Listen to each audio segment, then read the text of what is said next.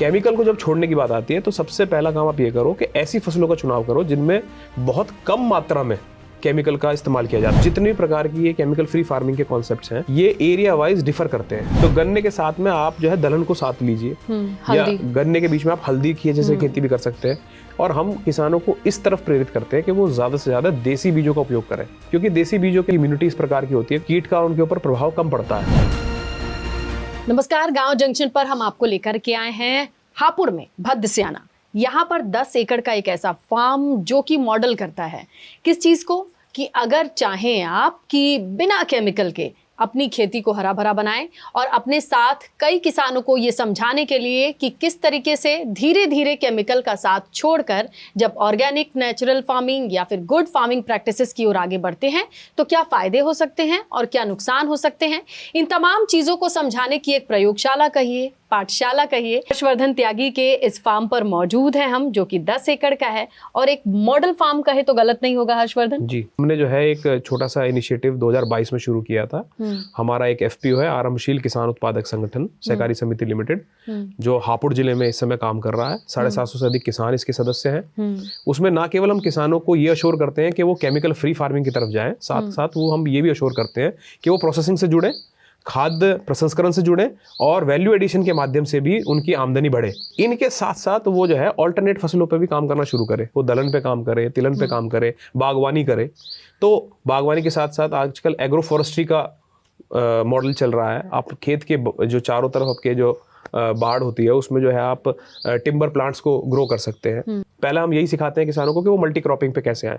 फिर multi cropping करते हुए हम उन्हें सबसे पहले ये समझाते हैं कि केमिकल को जब छोड़ने की बात आती है तो सबसे पहला काम आप ये करो कि ऐसी फसलों का चुनाव करो जिनमें बहुत कम मात्रा में केमिकल का इस्तेमाल किया जाता है। जैसे हम बात करें दलहन की, तो दलहन में जो है ऑलरेडी नाइट्रोजन फिक्सिंग बैक्टीरिया होता है, राइजोबियम इनकी जड़ों में। मैं ये नहीं कह रहा कि आप गेहूं मत कीजिए, धान मत कीजिए, बट उसके साथ साथ इंटरक्रॉपिंग पैटर्न पाइए। जब आप 2 या 3 बीघा में खेतीबाड़ी शुरू करेंगे तो आपको समझ में आएगा कि किस प्रकार आपकी मिट्टी रिएक्ट करती है, कौन कौन सी फसलें जो है यहाँ अच्छा रिस्पॉन्स दे रही हैं। उसके बाद जब आप 2-3 साल 2 बीघा 3 बीघे खेती में आप सीख लेते हैं, समझ लेते हैं कि क्या रिक्वायरमेंट्स हैं आपकी क्षेत्र की मिट्टी की, जब आप उन्हें पूरा कर लेते हैं, आपने सॉइल टेस्टिंग कराई है, तो आप देख लीजिएगा पूरे हिंदुस्तान में अगर हम एवरेज ऑर्गेनिक कार्बन की बात करें तो 0.5 रह गया है, जबकि ये कम से कम 2% होना चाहिए। तो वो आप जब आप मिट्टी की जांच कराएंगे हर 6 महीने में, आप इस प्रकार के प्रैक्टिसेस करेंगे, जैसे ग्रीन मैन्योरिंग, हरी खाद लगाना है, हरी खाद लगा के उसको खेत में जुतवाएंगे, आप जो है कंपोस्ट का इस्तेमाल करना शुरू करेंगे, तो आपका ऑर्गेनिक कार्बन बढ़ेगा। अगर आप 10 बोरे डीएपी के लगाते हैं तो आप जो है 3 बोरा डीएपी कम कर दीजिए, 7 बोरा लगाइए, और उसके 3 बोरे के एवज में आप थोड़ा सा हरी खाद का उपयोग कीजिए, या आप जो है कंपोस्ट का इस्तेमाल करके देखिए। तो ऐसे करते हुए दूसरे साल में जब आप जाओगे तो 50% आप खाद जो है केमिकल कम करिए। और हम किसानों को इस तरफ प्रेरित करते हैं कि वो ज्यादा से ज्यादा देसी बीजों का उपयोग करें, क्योंकि देसी बीजों के अंदर एक अपने आप में कह लीजिए कि उनकी इम्यूनिटी इस प्रकार की होती है कि उनको कीट का उनके ऊपर प्रभाव कम पड़ता है। मेरा मानना यह है कि ऑर्गेनिक फार्मिंग का एडवांस फॉर्म है नेचुरल फार्मिंग। नेचुरल फार्मिंग क्या है? ऑर्गेनिक फार्मिंग है आप बाजार से केमिकल खाद नहीं लाएंगे, आप बायो की खाद लाएंगे जिनमें रसायनों का इस्तेमाल नहीं किया गया जैसे बनाने में, जैसे वर्मी कंपोस्ट हो गया, या हम कुछ ऐसे बैक्टीरिया या फंगसेस होते हैं जो बायो एजेंट्स हैं, ट्राइकोडर्मा है, सुडोमोनास है, बवेरिया, मेट्राइजम, ये सब है, आप इनको बाजार से लेके आ सकते हैं। ये सब बैक्टीरिया और फंगसेस मिट्टी के ही तत्व हैं, लेकिन मिट्टी में क्योंकि ये खत्म हो गए हैं केमिकल के अत्यधिक इस्तेमाल की वजह से, तो इसलिए हमें लैब में से बाहर से तैयार करा के लाने पड़ते हैं, कल्चर करके लाए गए हैं। लेकिन ये कोई केमिकल नहीं है। तो हम कहते हैं किसानों को सबसे पहला चैलेंज आपका यही है कि आपकी प्रोडक्शन नहीं घटनी चाहिए। तो आप उसको अश्योर करने के लिए अगर आपको कोई बायो के प्रोडक्ट खरीदने पड़ रहे हैं तो आप ला सकते हैं शुरुआत में। बट ऑर्गेनिक फार्मिंग का एडवांस फॉर्म नेचुरल फार्मिंग आ जाता है जब आप 2-3 साल 4 साल बायो एजेंट्स का इस्तेमाल करके अपनी सॉइल की सेहत सुधार लेते हैं, तब उसके बाद आपको नेचुरल फार्मिंग पे ही आना है। अब आज हमारे इस फार्म को लगभग 6 साल हो चुके हैं, हम किसी प्रकार की खाद यूज नहीं करते हैं। हम बहुत मामूली मात्रा में जो है घनजीवामृत या जीवामृत का इस्तेमाल करते हैं, जो कि नेचुरल फार्मिंग में आते हैं। क्या है आपके इस 10 एकड़ के फार्म में? देखिए, इसमें हम मुख्य तौर पर बागवानी के साथ साथ सब्जियों की खेती करते हैं, और साथ में हमने गन्ना भी लगाया हुआ है। हम दलहन भी करते हैं, तिलहन की फसल भी करते हैं, और जैसे मैंने बताया सब्जियों की सीजनल जो सब्जियां होती हैं वो भी करते हैं, आलू की खेती भी करते हैं। तो हमने यहाँ पूरा बायोडाइवर्सिफाइड फार्म बनाया हुआ है। 2 प्रकार के कीट होते हैं जो नेचुरल फार्मिंग ऑर्गेनिक फार्मिंग का एक पार्ट है। एक होते हैं जो कार्निवोरस कीट होते हैं, बेसिकली जो कीट दूसरे कीटों को खाते हैं, और एक होते हैं हर्बीवोरस, वो कीट जो हमारी फसलों को खाते हैं। ये दोनों ही अपनी अपनी मात्राओं में मौजूद होते हैं। पर होता क्या है, हम जब केमिकल का उपयोग करते हैं तो हम कार्निवोरस कीट, जो कीटों को नियंत्रित करते हैं, जो उन्हें खाते हैं, जो उनकी डाइट है, जो मित्र कीट होते हैं, हम उनको ज्यादा मार देते हैं। जो ये बायोडाइवर्सिटी है, ये क्या करती है, ये मित्र कीटों को अट्रैक्ट करती है, और मित्र कीट जब आपके खेत पे आएंगे तो वो जो आपके शत्रु कीट है उनको अपने आप मैनेज कर लेंगे। प्रकृति ने इसकी बहुत अच्छा चेन सिस्टम बनाया हुआ है। खाद में भी मैंने देखा है कि गोबर की खाद है, वर्मी कंपोस्ट है। आज की डेट में ऑर्गेनिक फार्मिंग से अगर कोई शुरुआत करना चाहे तो इतनी तरीके की खाद है, उसे नहीं समझ में आएगा कि सबसे सेफ तरीका क्या है। जीवामृत 7-8 दिन में आपका तैयार हो जाता है।